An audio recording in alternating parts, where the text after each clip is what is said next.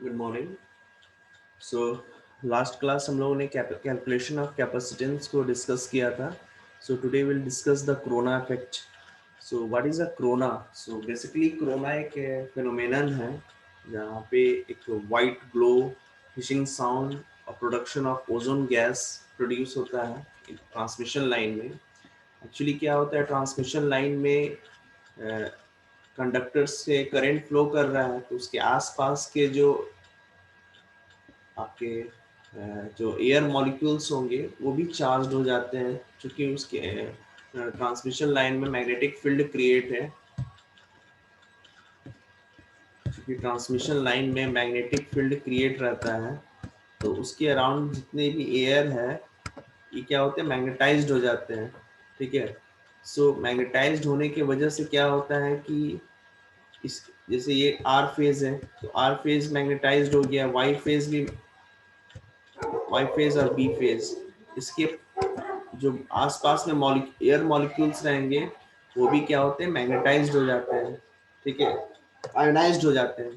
ठीक है, क्योंकि मैग्नेटिक फील्ड है ना, तो मैग्नेटिक फील्ड है तो उनको एनर्जी मिल रहा है।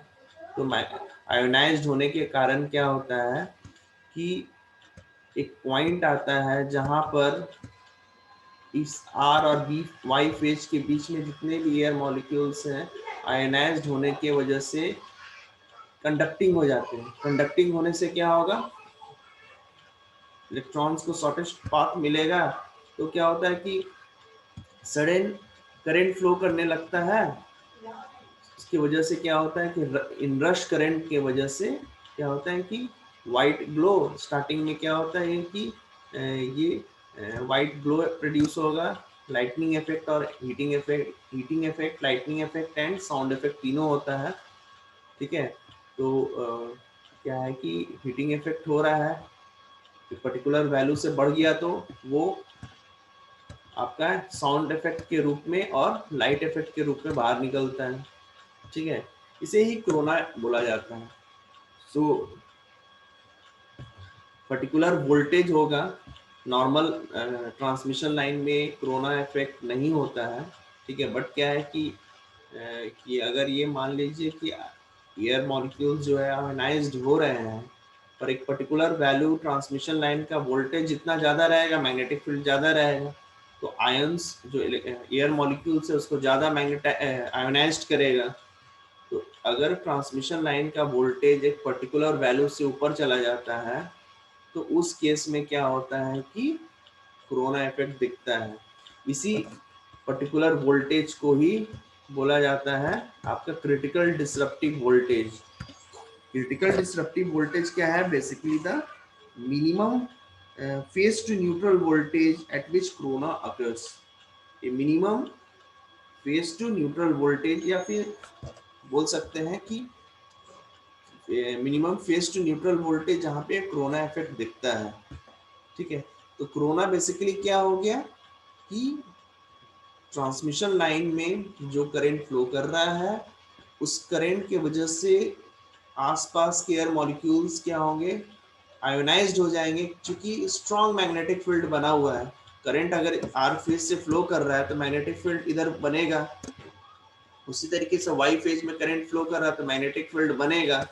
तो मैग्नेटिक फील्ड बनने से क्या होगा, इसकी एयर मॉलिक्यूल्स जो है वो भी आयोनाइज्ड होंगे। आयोनाइज्ड होने की वजह से क्या होगा, कंडक्टिंग पाथ क्रिएट होना शुरू हो जाएगा। तो एक पॉइंट आएगा, ठीक है, जहां पे ये कंडक्टिंग पाथ इतना स्ट्रांग हो जाएगा कि सडन करंट यहाँ से फ्लो करना शुरू कर देगा दो फेज के बीच में, या फिर फेज और पोल के बीच में जो ग्राउंड का काम करता है। ट्रांसमिशन पोल है, this is acting as a neutral. So transmission line और ग्राउंड के बीच में जो इंसुलेटर्स रहेंगे, यहाँ पे इंसुलेटर्स रहते हैं इस तरीके से, और ये कनेक्टेड रहता है इस तरीके से। तो इस दोनों के बीच में भी क्या होगा, एक सर्टेन पाथ क्रिएट हो रहा है। ठीक है, वो पाथ क्या होगा कि उस पाथ का कंडक्टिंग एबिलिटी अगर बढ़ जाएगा तो क्या होगा, सडन इनरश करंट यहाँ से फ्लो करेगा फेज से न्यूट्रल के बीच में। ठीक है, और इसी को क्या बोलते हैं, कोरोना इफेक्ट बोलते हैं। ठीक है, कोरोना इफेक्ट बेसिकली हीट के फॉर्म में नॉर्मली निकलता है अगर इनरश करंट काफी ज्यादा होगा तब वो साउंड के रूप में हिसिंग साउंड और वॉयलेट ग्लोइंग टाइप होता है, जिसका कलर होता है वॉयलेट कलर का होता है, लाइटनिंग इफेक्ट को क्रिएट करता है। ठीक है, इसके एक और फिनोमिनन है कि जहाँ पे कोरोना होता है वहाँ ozone, ground level ozone gas बन जाता है O3। Normally O3 is a good for our environment, but ये ग्राउंड लेवल जो ओजोन होता है ये एयर पॉल्यूटेंट होता है। जो ग्राउंड लेवल O3 होता है वो एयर पॉल्यूटेंट होता है, बट ऑब्वियसली O3 का जो लेयर है हम लोग जानते हैं कि O3 लेयर क्या करता है, हमें ओजोन लेयर हमारा जो है वो अर्थ को हार्मफुल रेज से प्रोटेक्ट करता है, बट वो ग्राउंड लेवल ओजोन नहीं है। ग्राउंड लेवल जो ओजोन होता है वो एयर पॉल्यूटेंट होता है। तो बेसिकली कोरोना क्या है, एयर पॉल्यूटेंट को भी क्रिएट करेगा ओजोन O3 गैस के फॉर्म में। ठीक है, दिस इज कोरोना। अब इस पे बहुत सारी चीजें आप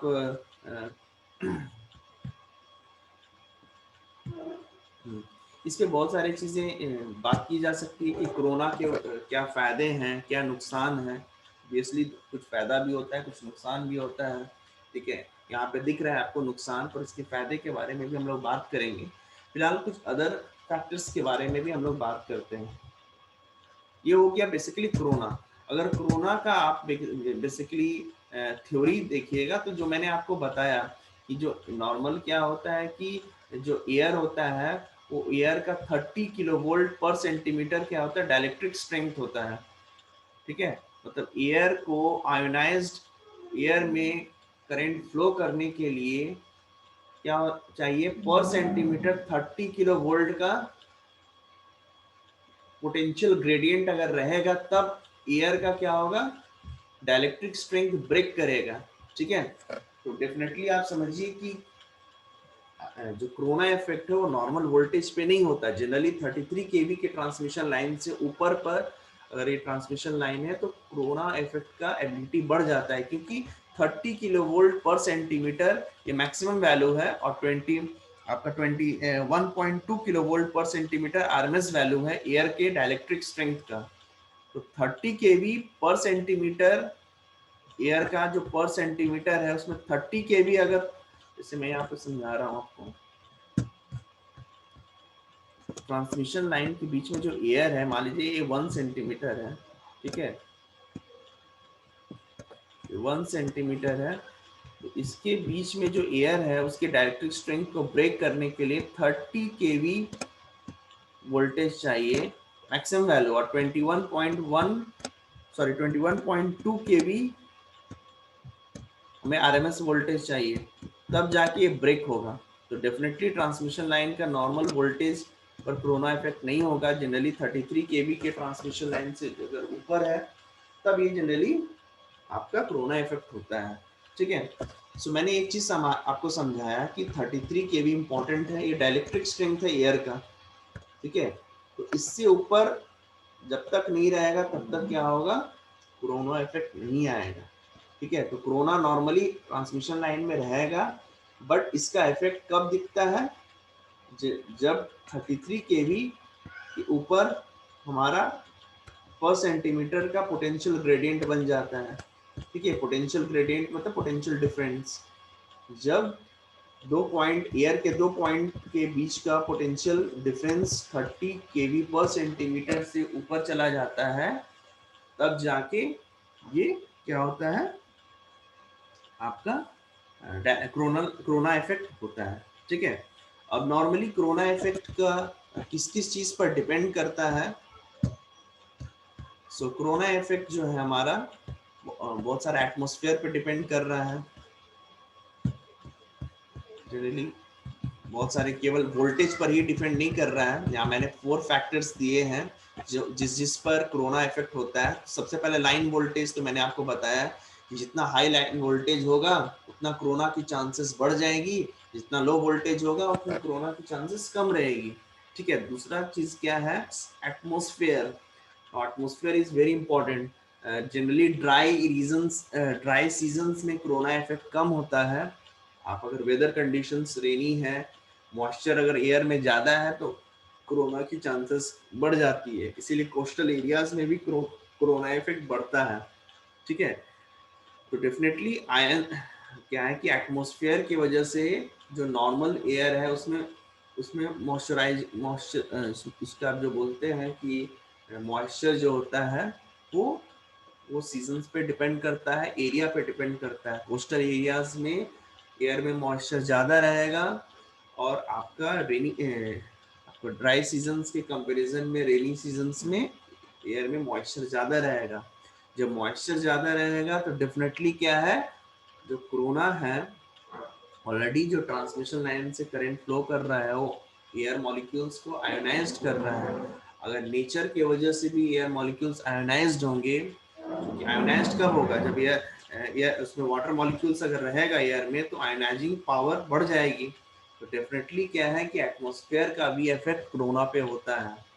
ठीक है, हो सकता है कहीं पर 33 kV के ट्रांसमिशन लाइन पे कोरोना इफेक्ट नहीं हो रहा है, ठीक है, but at the same time उसी जगह पे हो सकता है ऐसा चांस बता रहे हैं कि वहाँ पे 30 kV के ट्रांसमिशन लाइन है, वोल्टेज कम है, फिर भी कोरोना हो गया, क्योंकि वहाँ पे एटमोस्फेयर कंडीशन प्रेफर कर रहा है कोरोना को। ठीक है, नेक्स्ट आता है conductor size. So definitely conductor size भी काफ़ी इंपॉर्टेंट है। जितना सरफेस रेगुलर होगा उतना कोरोना की चांसेस कम होगी, इसीलिए कंडक्टर्स को हमेशा उस पर जो डस्ट मॉलिक्यूल्स हैं उसको हटाया जाता है। डस्ट मॉलिक्यूल से क्या होता है कि सरफेस रफ हो जाता है, ये उसमें आपका जो डस्ट पार्टिकल्स होते हैं उसके अंदर उसके जो कंडक्टर के ऊपर चिपक जाते हैं, ठीक है, उसकी वजह से कोरोना की चांसेस बढ़ जाती है। इसीलिए टाइम टू टाइम कंडक्टर को वॉश किया जाता है, इंसुलेटर्स को वॉश किया जाता है। इंसुलेटर के ऊपर भी अगर डस्ट पार्टिकल्स आएंगे तो कोरोना की चांसेस बढ़ जाएगी। ठीक है, क्योंकि डस्ट मॉलिक्यूल्स क्या है, आपका कैरियर एयर मॉलिक्यूल्स को कैरी करता है। ठीक है, कंडक्टिंग पाथ बना सकता है। उसके ऊपर अगर डस्ट पार्टिकल्स में कुछ ऐसे पार्टिकल्स आ गए जो जो करंट जो कंडक्टिव पाथ है, तो क्या होगा, कोरोना को इंक्रीज कर देगा। ठीक है, इसलिए कंडक्टर साइज भी बहुत, साइज एंड शेप बोल सकते हैं, काफी इंपॉर्टेंट है। रफ और इरेगुलर सरफेस पर कोरोना की चांसेस बढ़ जाती हैं, ठीक है, as compare to regular surface. ठीक है, नेक्स्ट आता है आपका स्पेसिंग। यस, डेफिनेटली दो कंडक्टर के बीच का स्पेसिंग अगर ज़्यादा है तो उस केस में कोरोना की चांसेस कम होगी। अगर स्पेसिंग्स कम है तो कोरोना की चांसेस बढ़ जाएगी। ठीक है, स्पेसिंग्स कम होंगे तो क्या होगा कि दो कंडक्टर के बीच में आर और वाई के बीच में या आर या बी के बीच में स्पेसिंग्स कम है तो चांसेस उसके बीच में जो एयर मॉलिक्यूल्स हैं उनकी डायरेक्ट्रिक स्ट्रेंथ ब्रेक होने की चांसेस बढ़ जाएगी। ठीक है, पर अगर मान लीजिए स्पेसिंग्स ज़्यादा है तो कोरोना की चांसेस कम होगी। पर ये भी आप जानते हैं स्पेसिंग्स बढ़ने से हमें प्रॉब्लम्स भी कुछ है। स्पेसिंग्स बढ़ेंगे तो टावर की साइज बढ़ेगी, टावर की कॉस्ट बढ़ेगी। ये सब भी फैक्टर्स को ध्यान में रखना है डिज़ाइन करने समय। ठीक है, क्योंकि बहुत कम करने से कोरोना की चांसेस बढ़ जाएगी और बहुत ज़्यादा बढ़ाने पे कंडक्टर की साइज भी बढ़ जाएगी। प्लस एक्सटर्नल फैक्टर जो कैपेसिटेंस है, इंडक्टेंस है, इन चीज़ों की भी वैल्यू बढ़ती है। आपको पता है, आपने एक्सप्रेशंस को लास्ट क्लास में देखा था, calculation of inductance and capacitance में कि स्पेसिंग्स पे भी डिपेंड करता है। ठीक है, तो ये सब चीज़ों को ध्यान में रखना है। ठीक है, लाइन वोल्टेज का मैंने ऑलरेडी डिस्कस कर दिया है। लाइन वोल्टेज जितना ज़्यादा रहेगा इलेक्ट्रोस्टैटिक स्ट्रेस ज़्यादा बनेगा, जिससे क्या है कि एयर का डायलेक्ट्रिक स्ट्रेंथ ब्रेक होने का चांसेस बढ़ जाएगा। ठीक है, कुछ इंपॉर्टेंट फैक्टर्स हैं, उसको भी हम लोग डिस्कस कर लेते हैं। कोरोना को कैलकुलेशन में corona is important factor. Corona को डिज़ाइन करने समय इलेक्ट्रिसिटी आपका ट्रांसमिशन लाइन डिज़ाइन करने समय कोरोना को अवॉइड करना और कोरोना का फैक्टर्स को लेना काफ़ी इंपॉर्टेंट होता है। ठीक है, उसमें पहला इंपॉर्टेंट टर्म्स में जो आता है क्रिटिकल डिस्ट्रक्टिव वोल्टेज आता है। So basically critical destructive voltage क्या है, मिनिमम, मैंने बताया minimum phase to neutral voltage at which corona occurs. ठीक है, ये मिनिमम फेज टू वोल्टेज का बोलने का मतलब है ये टावर और लाइव वायर के बीच में जो इंसुलेटर होता है, इंसुलेटर और एयर मॉलिक्यूल्स रहता है, ये क्या करता है, ये एक्ट करता है एज अ डाइलेक्ट्रिक मीडियम। ठीक है, पर अगर मान लीजिए इंसुलेटर के ऊपर डस्ट आ जाएंगे और एयर मॉलिक्यूल्स आयोनाइज्ड हो जाएंगे तो चांसेस क्या होगा, एक high inrush current phase wire से जो पोल है जो ग्राउंड का काम कर रहा है उसके बीच में फ्लो करेगा, कोरोना इफेक्ट होगा। कोरोना बेसिकली अगर देखा जाए तो टावर और ट्रांसमिशन लाइन के बीच में ही होता है नॉर्मली, रेदर देन दो वायर के बीच में। दो वायर के बीच में भी हो सकता है कोरोना, ऐसा ये नहीं है, पर चांसेस ज्यादा रहता है पोल और ट्रांसमिशन लाइन के बीच में होने का, ठीक है। इसीलिए यहाँ फेज टू न्यूट्रल वोल्टेज दिया है क्रिटिकल डिस्ट्रक्टिव वोल्टेज में, ठीक है। तो इसमें देखिए दो कंडक्टर है, radius r centimetre and space d centimeter, and v is the phase to neutral potential, then potential gradient at the conductor surface, इसकी वैल्यू ये है वोल्ट पर सेंटीमीटर, ठीक है। अब इसको ये जो वैल्यू है, ठीक है, ये जो वैल्यू है जी क्या हो गया पोटेंशियल ग्रेडियंट, ठीक है। वी क्या हो गया फेज टू न्यूट्रल वोल्टेज, जो सप्लाई वोल्टेज आपका है, ठीक है, फेज वोल्टेज ले लिया गया है, ठीक है। और ये आर हो गया रेडियस कंडक्टर का, डी हो गया स्पेसिंग दो कंडक्टर के बीच में, या कंडक्टर आपका यस दो कंडक्टर लिया तो दो कंडक्टर के बीच में डी स्पेसिंग्स हो गया, ठीक है। तो उस केस में पोटेंशियल ग्रेडियंट की वैल्यू ये होगी। अब ये चीज़ तो नॉर्मल फार्मूला निकाल दिया गया है, अगर एक पर्टिकुलर कंडीशंस में ये निकाला जाए, इसमें मैंने आपको बताया कि पर्टिकुलर कंडीशंस क्या है। देखिए हम लोग जब चीज़ें कैलकुलेशन करते हैं तो हम लोग पहले डिज़ाइन करते हैं, तो हम लोग क्या है कि लेबोरेटरी में उसको उसे क्या किया जाता है कि लेबोरेटरी में हम लोग को वेरीफाई करना पड़ता है। तो जैसे हम लोग एक लेबोरेटरी सेटअप किए जहाँ पे टेम्परेचर 25 डिग्री सेल्सियस लिए और ये जो प्रेशर है वो 76 सेंटीमीटर ऑफ प्रेशर है, ठीक है। उस जगह पे हम लोगों ने कैलकुलेट किया तो ये जी का जो वैल्यू है, ये जो जी का वैल्यू है वो 30 केवी पर सेंटीमीटर आया, ठीक है। मतलब हम लोगों ने कंडीशन क्या रखा था, टेम्परेचर 25 डिग्री सेल्सियस और एयर प्रेशर जो है वो 76 सेंटीमीटर प्रेशर ऑफ मर्क्यूरी लिया है। उस जगह पे स्पेसिंग कुछ पर्टिकुलर डी वगैरह लेके हम लोगों ने कैलकुलेशन किया तो हमें क्या निकला, जी की वैल्यू 30 केवी पर सेंटीमीटर निकला, ठीक है। ये मैक्सिमम वैल्यू है 21.2 केवी पर सेंटीमीटर आरएमएस वैल्यू है। तो ये मैंने जी नॉट की वैल्यू यहाँ से निकाल ली, ठीक है। सो जी नॉट जो है that is a potential gradient at particular condition, particular condition पे मैंने जी नॉट की वैल्यू निकाल ली। अब यहाँ से जो क्रिटिकल डिस्ट्रक्टिव वोल्टेज है वो यहाँ से निकल गया, ये जो VC है वो क्रिटिकल डिस्ट्रक्टिव वोल्टेज निकल गया। जी नॉट पर्टिकुलर, जी नॉट क्या है, एक पर्टिकुलर कंडीशन पे पोटेंशियल ग्रेडियंट है। पर जब हम रियल में वर्क करेंगे, रियल में ट्रांसमिशन लाइन जहाँ इरेक्ट करेंगे, जरूरी तो नहीं कि वहाँ का प्रेशर, एयर प्रेशर और टेम्परेचर सेम रहे, ऐसा तो नहीं है। तो हमने क्या किया, एक लैबोरेटरी सेटअप करके एक पर्टिकुलर कंडीशंस पे पोटेंशियल ग्रेडियंट की वैल्यू निकाल ली, जहां पर VC को हम लोगों ने क्या किया, फेज टू न्यूट्रल वोल्टेज ले लिया। क्योंकि देखिए कंट्रोल तो केवल यही है ना, ट्रांसमिशन लाइन आपने जो बनाया तो उसके बीच में क्या होगा, ट्रांसमिशन लाइन को बनाने के दौरान क्या आपको फेज वोल्टेज पता है, ठीक है। पर ये फेज वोल्टेज बढ़ सकता है कैसे, कोरोना की वजह से, जो नहीं होना चाहिए। तो हम लोगों ने VC को फेज टू न्यूट्रल वोल्टेज ले लिया, डी पर्टिकुलर डिस्टेंस ले लिया, रेडियस r ले लिया और उस हिसाब से पोटेंशियल ग्रेडियंट निकाल लिया।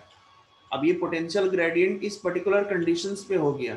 अब हम लोग नॉर्मल कंडीशंस पे अगर निकालेंगे तो नॉर्मल कंडीशंस पे निकालने के लिए ये फॉर्मूला हो गया क्रिटिकल डिस्ट्रक्टिव वोल्टेज का, VC equal to G naught into R natural log D by R। ये हमारा हो गया इस पे कोई भी पर्टिकुलर कंडीशंस पे, ठीक है। देखिए जी नॉट की वैल्यू को मैंने निकाल लिया, जहां पे वोल्टेज कितना था, फेज टू न्यूट्रल वोल्टेज था। मान लीजिए जैसे एग्जांपल ले लीजिए 33 केवी का ट्रांसमिशन लाइन है, तो फेज टू न्यूट्रल वोल्टेज क्या हो गया 33 kV बाई √2, ठीक है, सॉरी 33 kV बाई √3, ये हो गया फेज टू फेज वोल्टेज, ठीक है। और आर हमने रेडियस एक ले लिया था आर, और डिस्टेंस स्पेसिंग्स का ले लिया था डी। डी क्या है, दो कंडक्टर के बीच का स्पेसिंग्स है, और वहां से मैंने पोटेंशियल ग्रेडियंट की वैल्यू निकाल ली, ठीक है। कंडीशंस यहाँ पे दिया हुआ था, तो जो वैल्यू निकाला वो निकला कितना, 33 kV पर सेंटीमीटर, ठीक है, क्योंकि वहां का जो एक्सटर्नल फैक्टर था वो क्या था, 76 सेंटीमीटर ऑफ मर्क्यूरी प्रेशर और 25 डिग्री सेल्सियस। इस कंडीशंस पर हमने phase to neutral voltage 33 kV by √3 ले लिया, और बी और आर मैंने एक पर्टिकुलर वैल्यू लेके पोटेंशियल ग्रेडियंट निकाल लिया। अब ये पोटेंशियल ग्रेडियंट क्या था, इस पर्टिकुलर वैल्यू पर है, कंडीशन पर है, पर कंडीशन तो मेरा चेंज हो सकता है। जब कंडीशन चेंज होगा तभी तो मेरा कोरोना का चांसेस बढ़ेगा। उसी वोल्टेज को हमें निकालना है। उसी वोल्टेज को निकालने के लिए हमने क्या किया, सिंपल स्पीड से मल्टीप्लाई कर दिया, और ये वीसी जो फेज टू न्यूट्रल वोल्टेज था वो रिप्लेस हो गया वीसी से। ये जो फेज टू न्यूट्रल वोल्टेज था वो वीसी से प्रेजेंट हो गया, क्योंकि डिजाइनर को पता क्या है, वीसी का वैल्यू के बारे में पता है, पर एग्जैक्ट में क्या वोल्टेज आएगा कोरोना की वजह से वो तो नहीं पता है ना। अब इसको एक जनरल फॉर्मूला मेरा निकल गया। अब इसके ऊपर हम लोगों ने क्या किया कि ये वैल्यू क्या था, पर्टिकुलर कंडीशंस पे था।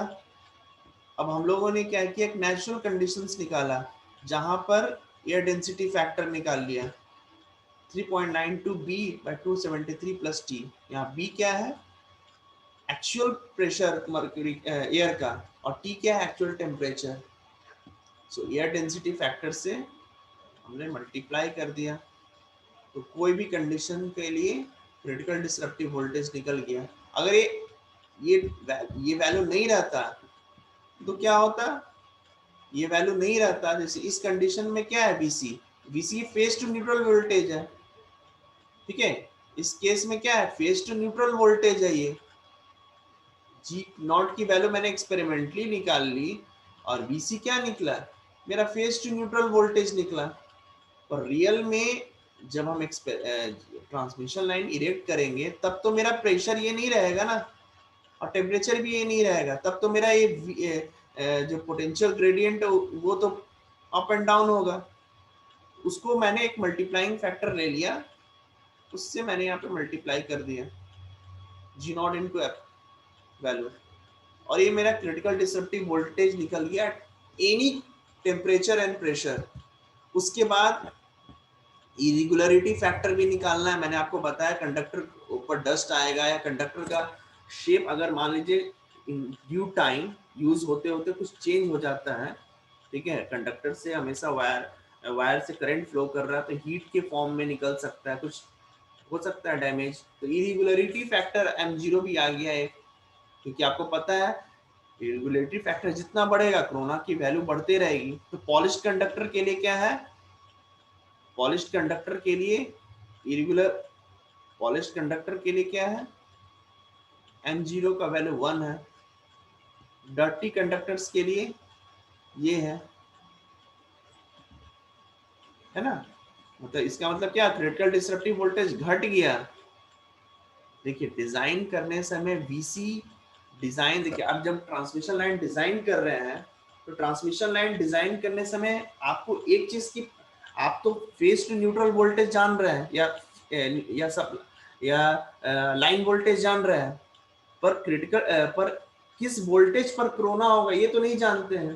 तो होता क्या है कि जो अगर दो वायर है, ट्रांसमिशन लाइन के वायर है, देखिए ये ट्रांसमिशन लाइन है, ठीक है, बीच में क्या है, एयर है। अब इन दोनों का बीच का जो एयर है अगर वो आयोनाइज्ड हो गया तो क्या होगा, शॉर्ट सर्किट हो जाएगा ना। तो अभी तो ये वोल्टेज आपको इसके बीच का वोल्टेज पता है, लाइन वोल्टेज है ना। अब ये लाइन वोल्टेज तो पता है, तो लाइन वोल्टेज आर और वाई के बीच का जो वोल्टेज है वो वोल्टेज इतना होना चाहिए ताकि एयर के जो डाइलेक्ट्रिक स्ट्रेंथ है उसको ब्रेक ना करे, है ना, ये चीज है ना। पर मान लीजिए कि ये जो डाइलेक्ट्रिक स्ट्रेंथ है, इसी को क्या बोला जा रहा है,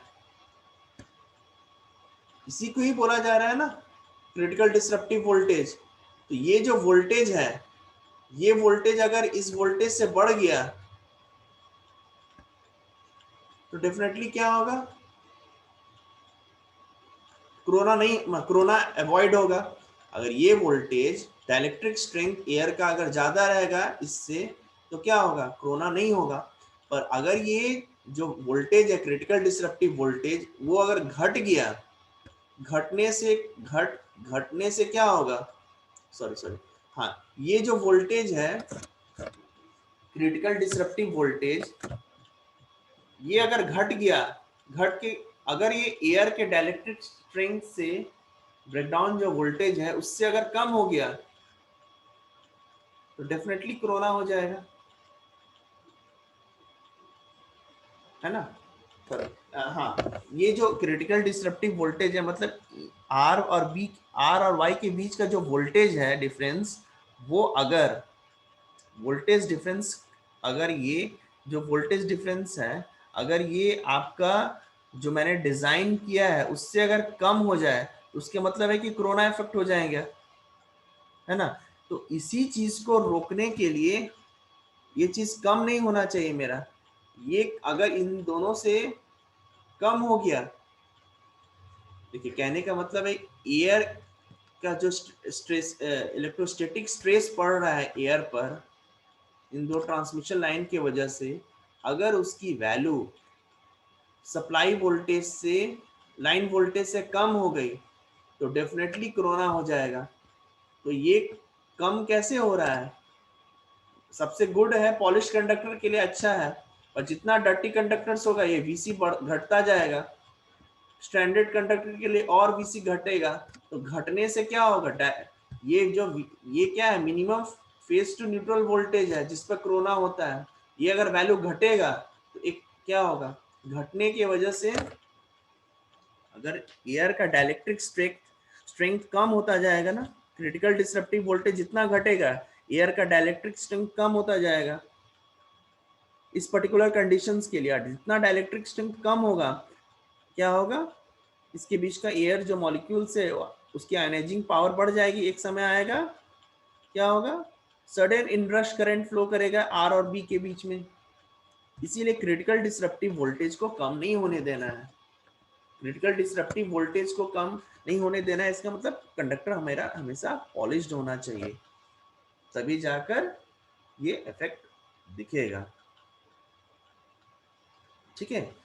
सो ये हमारा बेसिकली क्रिटिकल डिसरप्टिव वोल्टेज था। हम लोग नेक्स्ट क्लास में विजुअल क्रिटिकल वोल्टेज के बारे में बात करेंगे, ठीक है। Thank you.